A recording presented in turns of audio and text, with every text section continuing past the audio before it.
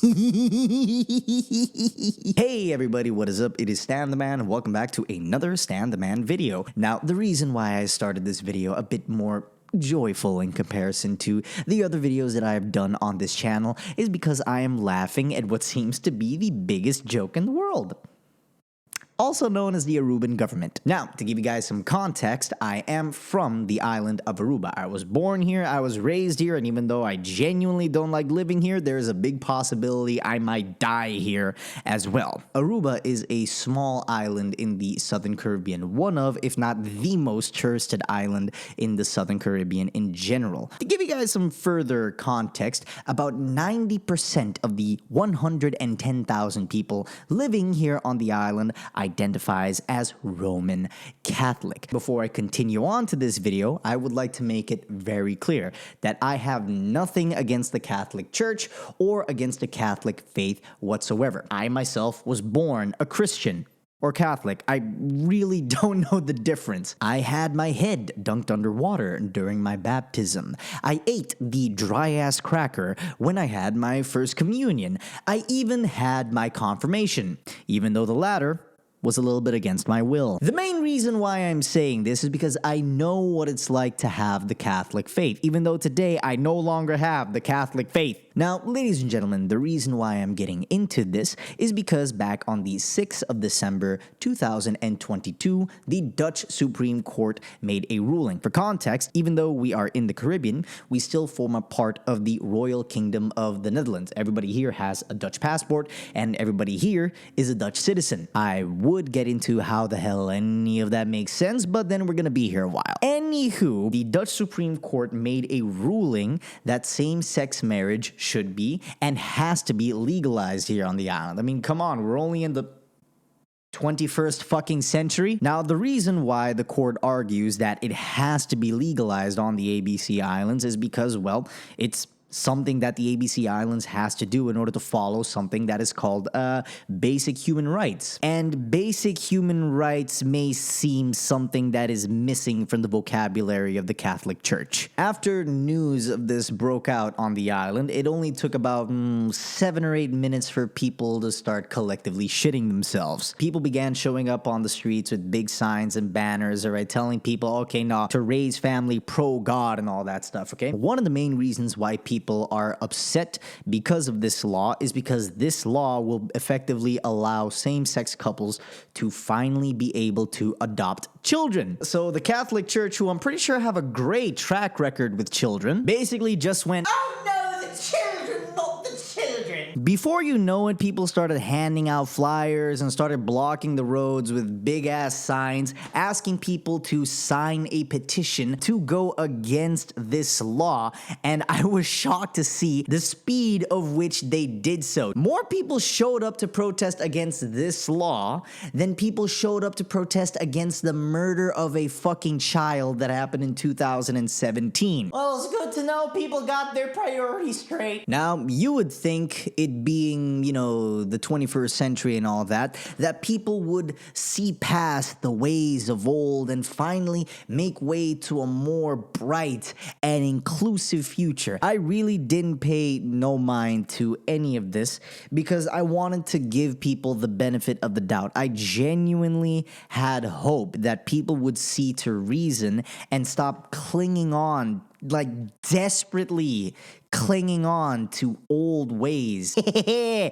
Fuck me for being optimistic. Within days, they managed to obtain 16,000 signatures, all right? 16,000 people is no small number. That is more than 1/10 of the entire island's population. You gotta keep in mind, the island is small. You can drive from one tip of the island to the other tip of the island, even with traffic, in less than 2 hours. Enter the Aruban government. Now, the government of my island has a history of, how do I say this? Bending over backwards to the wrong kind of people. I really don't know what happened behind closed door. Current closed doors. Currently in our parliament, we have a coalition government, which means two parties are ruling as one. I am not going to mention the names because people here are fanatic, and mentioning something wrong about a political party is akin to me signing my own death sentence. It's map and rice. One being known throughout history as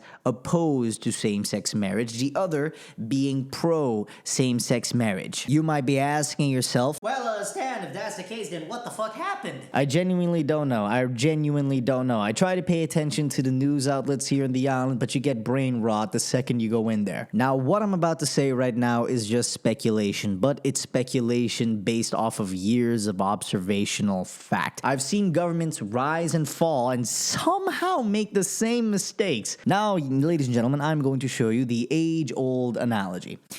This coin has two sides. On one side, you have the stupid people in parliament. On one side, you have the stupid people who voted for said parliament.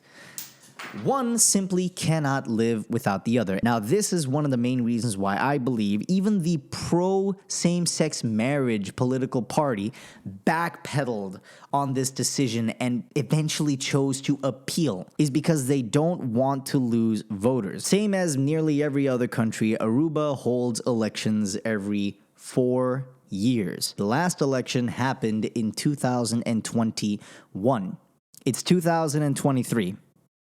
Are we starting to connect the dots? In about a year's time, another election will come, and they are already trying to secure as many voters as possible. I kind of empathize with the reason as to why they would make the move to appeal against the court ruling, thus effectively going against the ruling to make same-sex marriage finally legal here on the island. They basically did it so they could stay alive just a little bit longer, because I am sorry, I love Aruba, I love my people, I really do. It's just the majority of voters are fucking morons. I would like to give people the benefit of the doubt, but we're gonna steer clear of parliament, so we're just gonna head back to people in general, okay? Aruba does not have a great track record when it comes to acceptance of the gay community whatsoever, much less the other letters in the LGBTQ. Now, I'm gonna take you back in 2007. Back in that day, Aruba did not recognize same-sex marriages. Back in 2007, a lesbian couple who were legally married in the Netherlands moved to the island. Aruba did not recognize the marriage, and of course, this kind of made their life a bit of an administrative nightmare. So they brought the case to court, and then the case went to the Dutch Supreme Court, which ruled on the 13th of April 2007 that basically every country within the Dutch kingdom must recognize these marriages. But keep in mind, Aruba, even though we are part of the Royal Kingdom of the Netherlands, we are an autonomous state, which means we can make our own decisions without interference by the Dutch government, and it's been that way since 1986. To be honest, I think that was kind of a mistake. The tides really started turning in August of 2016. There is an MP, I am not going to mention her name, she gets enough flack as it is, who was and still is openly gay. She married her partner in the Netherlands. She fought to pass a bill in order not to legalize marriages, but a bill to legalize registered same-sex partnership. Not even marriage, just partnership, and oh my god, did people lose it. The bill was postponed until September because the other MPs needed to think about it. But eventually they saw reason, and in September of 2016, the Aruban government voted 11-5 to legalize registered partnership. But this law did not take effect until the 1st of September 2021. Half a decade later. That history lesson aside, okay, we're gonna head on over to the people in general. Aruba has been making great strides when it comes to recognizing same-sex couples, okay? In fact, it is a lot better than how it used to be, but there is no denying that the majority of the public here simply do not like gay people, okay? I'm sounding like a social justice warrior right now, but come on, this has been a fucking thing. The main argument that most people are throwing out there is that it's one, an affront against God, and two, an affront against Aruba. Aruba. Meanwhile, in our constitution, it says discrimination in any form against an individual or group is not allowed. So by literally vetoing this law and going against this law, we are not simply going against basic human rights, but we are going against the Aruban constitution itself. But explaining that to most people here will be like trying to teach a fish how to climb a tree. I know this video is falling in danger of becoming a tirade against my country and my own people,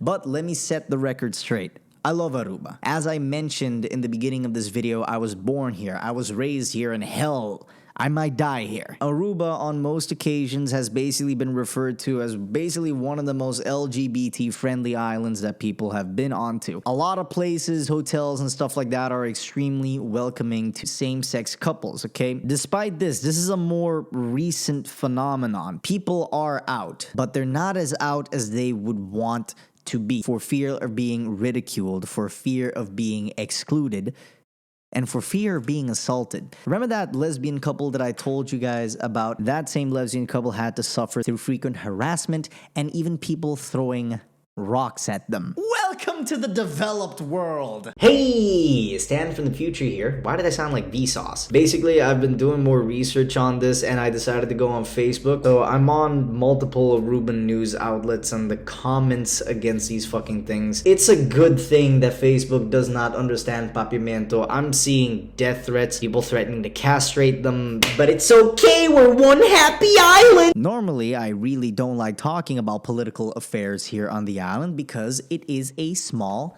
island, okay? Mention the wrong name, upset the wrong people, and you might land yourself in deep trouble. Nepotism is rampant here. And trust me, if you upset the wrong people, you're not gonna go anywhere here on the island. And the reason why I am peeved about this, okay, is because this shit has been going on for a very long time. I've been living here for 25 years now, okay?